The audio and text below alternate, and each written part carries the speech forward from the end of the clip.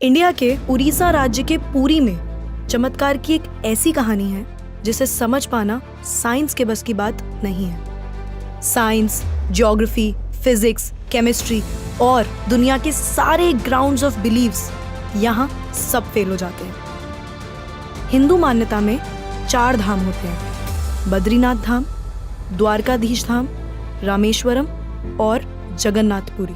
और ये कहानी है जगन्नाथपुरी की, जहाँ पे आज भी श्री कृष्ण का वास्तविक दिल धड़कता है। इस मंदिर के कुछ ऐसे रहस्य हैं जिनके बारे में सुनकर किसी के भी होश उड़ जाएंगे। वेस्टर्न कल्चर फॉलो करते करते हम एक ऐसे मोड़ पे तो आ चुके हैं जहाँ लोग भगवान के होने ना होने पे सवाल उठाने लगे हैं। पर यही सवाल अब मैं आपसे इस वीडियो के बाद पूछूंगी। आइए देखते हैं। हर मंदिर में जहाँ मूर्तियां मेटल या स्टोन से बनती हैं, वहीं जगन्नाथ मंदिर में भगवान की मूर्तियां लकड़ी से बनी हुई हैं। ऐसा क्यों? आइए बताती हूँ। 3102 बीसी में ज़ारा नाम के एक शिकारी ने शिकार करते हुए गलती से तीर श्री कृष्ण के पैर पे चला दिया, जिससे श्री कृष्ण की मृत्यु हो गई। ज़ारा ने श्री कृष्ण का देह संस्कार किया पूरे रीति रिवाजों के साथ। पर जब उनकी चिता शांत हुई तो ज़ारा ने देखा कि एक चमकने वाली मेटल की चीज अभी तक जली नहीं थी। ज़ारा को ये समझ नहीं आया था कि ये है क्या, तो उसने उसे उठाया और उसे बेचने निकल गया। पर उसको खरीदना तो दूर, किसी ने उसे हाथ भी नहीं लगाया। फिर आखिरकार ज़ारा ने हार थक कर उस मेटल की चीज को एक लकड़ी पर रखा और उसे पानी में बहा दिया। गुप्त साम्राज्य के समय अवंती के राजा इंद्रद्युम्न, जो कि विष्णु जी के बहुत बड़े भक्त थे, उन्हें एक दिन सपने में आकर विष्णु जी ने एक नदी में डुबकी लगाने को कहा और ये भी कहा कि एक लकड़ी के तने में तुम्हें उस नदी में मैं मिलूंगा। इस सपने को देखकर अगले ही दिन राजा डुबकी लगाने चले गए। डुबकी लगाते वक्त राजा को नदी में थोड़ी ही दूर एक लकड़ी का तना भी दिखा। बिना देर किए राजा तने तक पहुंचे और उस तने को महल में ले आए। फिर राजा ने कुछ बहुत नामी काश्तकारों को बुलाया, पर उनमें से कोई भी उस लकड़ी से एक मूर्ति नहीं बना पाया। कई दिन बीत जाने के बाद एक काश्तकार महल में आया और उसने राजा से कहा कि ये मूर्ति मैं बनाऊंगा, पर मेरी एक शर्त है। राजा ने काश्तकार से उसकी शर्त पूछी, क्योंकि राजा किसी भी शर्त को मानने के लिए तैयार थे। तो काश्तकार ने कहा कि ये मूर्ति बनाने के लिए मुझे पूरे 21 दिन का समय चाहिए और मैं चाहता हूँ कि 21 दिन से पहले ना तो कोई मुझसे बात करे, ना मिले और ना ही मेरे किसी भी काम में विलंब डाले। राजा ने खुशी खुशी ये शर्त मंजूर कर ली। मूर्ति बनाने का काम शुरू हुआ। रोज मूर्ति बनने की आवाजें भी आती थी, पर धीरे धीरे वो आवाजें बंद हो गई।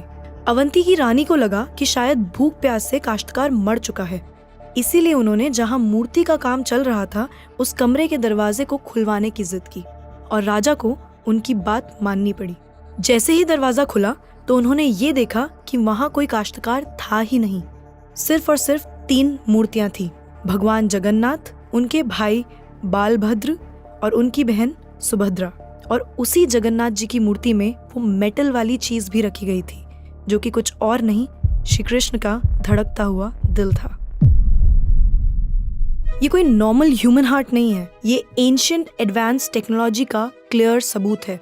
ये हार्ट एनर्जी ट्रांसमिट करता है और हम सब ने ये तो पढ़ा ही है that stones and metals are good conductors of electricity and wood is a bad conductor of electricity. इसीलिए idols in the Jagannath temple are made up of wood. सिर्फ यही नहीं, हर 12 साल में एक बार भगवान की नई मूर्ति स्थापित की जाती है और भगवान के दिल को उस मूर्ति में शिफ्ट किया जाता है। ये किया इसलिए जाता है क्योंकि जो energy transmitting device, if we talk scientifically, उस मूर्ति में होता है, वो इतनी एनर्जी ट्रांसमिट करता है that the wood gets depleted with time, और इसीलिए उसे बदलने की जरूरत होती है। पर इसे बदलने का प्रोसेस भी इसी की तरह बहुत इंटरेस्टिंग है। हर 12 साल में एक दिन ऐसा होता है जिस दिन मंदिर में किसी को एंट्री नहीं मिलती। पूरी शहर की बिजली काट दी जाती है। मंदिर के मेन पंडित की आंखों पे पट्टी और हाथों में बड़े और मोटे ग्लव्स पहनाए जाते हैं और 100% अंधेरे में इस दिल को निकालकर नई मूर्ति में फिर से स्थापित किया जाता है। जिन पंडितों ने इतिहास में ये सेरेमनी करी है, उनका कहना है कि उन्होंने देखा तो कभी नहीं, पर इस चीज को, जिसे हम ब्रह्म पदार्थ भी बोलते हैं, इसे हाथों में पकड़ने पे ऐसा लगता है जैसे जिंदा खरगोश पकड़ लिया हो। माना ये भी जाता है कि अगर किसी ने ब्रह्म पदार्थ को देख लिया तो उसकी मौत उसी समय निश्चित है। इसीलिए बिना आंखों पे पट्टी लगाए किसी को भी ये सेरेमनी करने की परमिशन नहीं है। इस मंदिर के ऊपर एक झंडा है जो साइंटिफिक लॉ के बिल्कुल विपरीत चलता है। जैसे कि हमें पता है कि जिस डायरेक्शन में हवा चलती है पतंग भी उसी डायरेक्शन में उड़ती है और झंडा भी उसी डायरेक्शन में उड़ना चाहिए।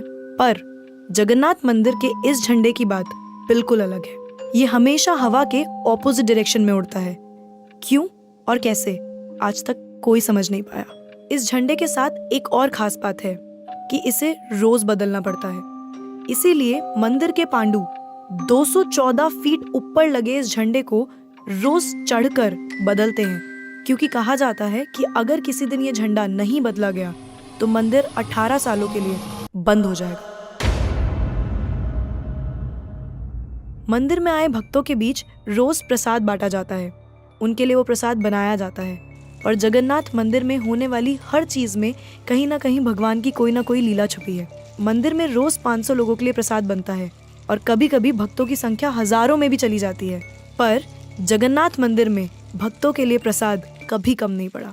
दिन भर मंदिर में प्रसाद बांटा जाता है, पर कहते हैं कि आज तक इस मंदिर में एक भी दाना प्रसाद ना कम पड़ा है और ना ही व्यर्थ गया है। पर ऐसा एस्टिमेशन इंसानों के लिए करना तो बहुत ही मुश्किल है।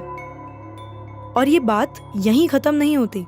प्रसाद बंटने की मिस्ट्री तो है ही, उससे बड़ी मिस्ट्री है प्रसाद बनाने की। लकड़ी की आग पे 7 मिट्टी के बर्तनों को एक के ऊपर एक रखकर प्रसाद बनाया जाता है। साइंस और लॉजिक्स कहते हैं कि सबसे पहले सबसे नीचे वाले बर्तन का प्रसाद पकना चाहिए।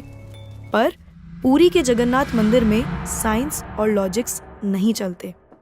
इन 7 बर्तनों में सबसे पहले सबसे ऊपर रखे जाने वाले बर्तन का प्रसाद पकता है, फिर उससे नीचे वाले बर्तन का, और ऐसे ही सबसे नीचे रखे बर्तन का प्रसाद सबसे आखिरी में पक के तैयार होता है। हाँ, मुझे पता है आपको भी अभी कुछ नहीं समझ आ रहा होगा। इसे आज तक कोई नहीं समझ पाया। इस मंदिर की खूबसूरती शब्दों में नहीं बताई जा सकती। इतना बड़ा मंदिर इतने सालों पहले बिना किसी टेक्नोलॉजी के कैसे बनाया होगा। पर क्या आपको पता है 214 फीट के इस मंदिर की डोम की परछाई आज तक कभी बनी ही नहीं। Are you shocked? You must be, but it is true. Jagannath Puri temple के डोम्स की शैडो बनती ही नहीं है कभी भी, at any time of the day. और हमारी फेवरेट साइंस इस बात का भी लॉजिक नहीं ढूंढ पाई। The mystery is not over here. जैसा कि हमें पता है कि कुछ buildings, architectures and areas no fly zones होते हैं, मतलब वहाँ ड्रोन्स, एयरप्लेन्स या कोई भी मैन मेड फ्लाइंग ऑब्जेक्ट पहुंचाने की या उड़ाने की परमिशन नहीं है।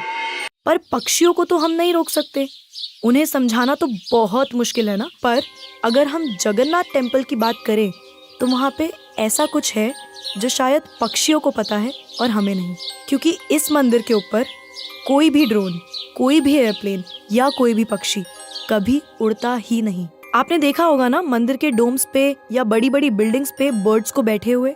कभी जगन्नाथपुरी जाएंगे तो देखिएगा that birds don't rest on the roof of Jagannath temple.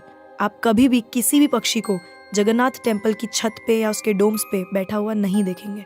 पर कंफ्यूज करने वाली बात यह है कि कैसे एक बेजुबान पक्षी ये जानता है कि इस मंदिर के ऊपर से उड़कर नहीं जाना।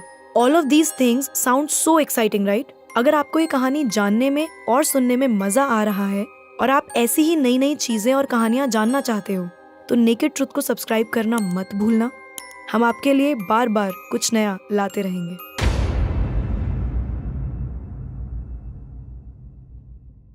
आइए फिर से चलते हैं जगन्नाथ मंदिर की मिस्ट्रीज की तरफ। सुदर्शन चक्र, ये नाम तो आपने सुना ही होगा। सुदर्शन चक्र भगवान विष्णु का अस्त्र है।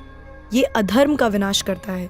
जगन्नाथ मंदिर के टॉप पे एक सुदर्शन चक्र है और उसे आप जिस भी डायरेक्शन से देखोगे उसकी फेसिंग आप ही की तरफ होगी। भगवान जगन्नाथ, जिनके नाम का मतलब ही जगत के नाथ हैं, इनके मंदिर में लाखों श्रद्धालु अपनी आस्था और प्यार भगवान के लिए लेकर आते हैं। पर इस मंदिर में सिर्फ हिंदुओं को दर्शन करने की अनुमति है। किसी भी और धर्म के इंसान को दर्शन बाहर से ही करवाए जाते हैं और दर्शन करवाकर भेज दिया जाता है। जैसे कि हमारी ex prime minister Indira Gandhi ji, वो भी जगन्नाथपुरी गई थी दर्शन करने, पर क्योंकि वो फारसी हैं और हिंदू नहीं, और उन्हें उनका सरनेम फिरोज गांधी से मिला है, इसीलिए इंदिरा गांधी को भी दर्शन करने की अनुमति नहीं दी गई। सिर्फ यही नहीं, 2005 में थाईलैंड की प्रिंसेस महाचक्री सिंधोन को भी जगन्नाथपुरी टेम्पल में एंट्री नहीं दी गई थी, क्योंकि यहाँ फॉरेनर्स अलाउड नहीं है। उनके लिए अरेंजमेंट्स की गई थी और दर्शन बाहर से ही करवाए गए। 12वीं सदी से बने हुए इस मंदिर को स्विट्जरलैंड की एक महिला ने 1,78,00,000 रुपए का चढ़ावा भी चढ़ाया। ये मंदिर में चढ़ाया गया अभी तक का सबसे बड़ा चढ़ावा है। पर फिर भी क्योंकि वो हिंदू नहीं है, दर्शन उन्हें भी बाहर से ही करने पड़े। हमारे ही धर्म की इतनी सारी बातें हैं जिसके बारे में हमें कुछ पता ही नहीं। हम आंखें बंद करके किसी भी कल्चर को, किसी भी ट्रेंड को फॉलो करते जा रहे हैं। हम भूल गए हैं कि हम एक ऐसे धर्म से जुड़े हैं जिसने दुनिया में संस्कृति, सभ्यता, परंपरा और संस्कार को हमेशा जिंदा रखा है। ये सनातन धर्म है और अब हमें धर्म को बचाना है। हर साल पुरी में जगन्नाथ जी की रथ यात्रा भी निकलती है। ये 9 दिन का त्योहार होता है जिसमें भगवान श्री जगन्नाथ, देवी सुभद्रा और भगवान बालभद्र को गर्भगृह से निकालकर रथ पर बिठाकर यात्रा करवाई जाती है। माना जाता है कि ये यात्रा इसलिए निकलती है क्योंकि भगवान इन 9 दिनों में प्रजा के बीच आकर प्रजा के सुख दुख को खुद देखते हैं, और इस यात्रा में लाखों करोड़ों भक्तों की भीड़ हर साल इस यात्रा का हिस्सा बनती है। जगन्नाथपुरी मंदिर की मिस्ट्रीज यहाँ खत्म नहीं होती।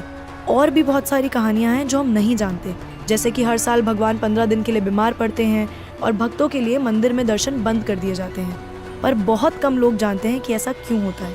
वी होप आपको ये वीडियो देखकर अच्छा लगा होगा। तो अब मैं आपसे पूछना चाहती हूँ, आपको क्या लगता है, भगवान सच में होते हैं